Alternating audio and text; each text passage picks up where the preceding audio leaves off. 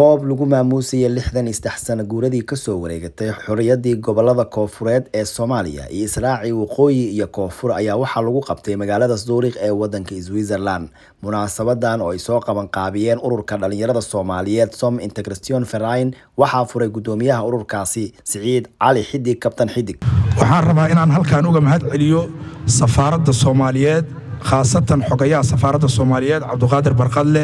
oo mar walba oo dhalinyarada iyo jaaliyadda Switzerland wax qabato waqti geliyo juhdi geliyo dhalinyaraduna markay safaaradda Soomaaliyeed ay ugu tagaan si ka duwan safaaradaha dalka Soomaaliya u soo dhaweeyo asiga iyo tiimka safaaradda waxaan rabaa si khaas ah walaalkayn ilmaano hadal kuma jirto wasaaradda caafimaadka ka socdo Soomaaliya oo halkaan asigana arrimo shaqo u joogo oo dhahay meel Soomaali isugu imaanaysa kama maqnaa kare asigana waqti juhud halkaan soo galiya waa uu kaaga mahad celinayna waqtigaada waa maasanid walaalkaad waxaan rabaa si khaas ah inaan ugu mahad celiyo telefishinka qaranka Soomaaliyeed walaalkay Cabdiqani Cali Dalmar dhalinyarada Soomaaliyeed ee maanta oo dhan halkaan joogay oo daalan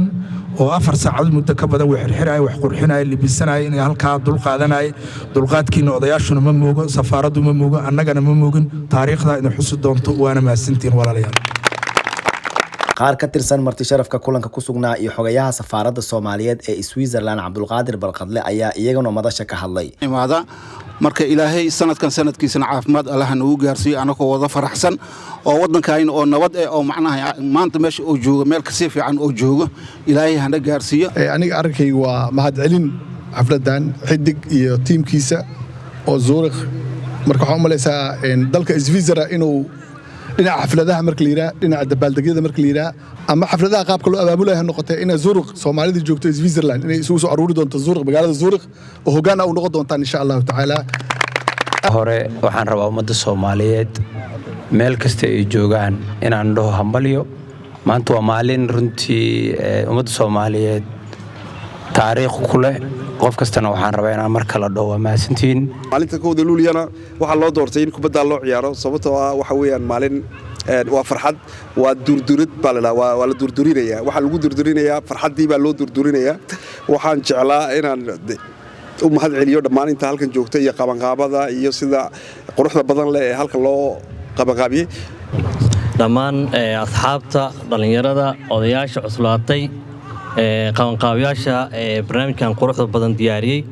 horta waxaan idinku salaamayaa salaanta islaamka assalaamu calaykum waraxmatullaahi wabarakaatuh Zurich waa magaalada isboortiga saan qiyaasayo waxaan ka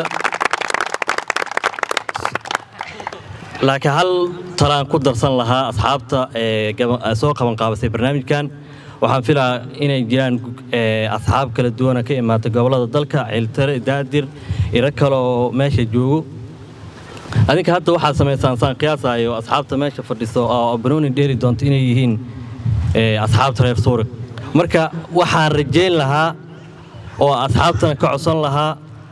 sanadaha soo socdo inaad sameeysiin waa jiri kartaa inay hore u jiri jireen waa suuragal waana maqlay in gobolada dalka sida Bern Zurich Sangaal Geneva saas koobka loogu dhigo muddo laga sii shaqeeyo isbuuc ka hor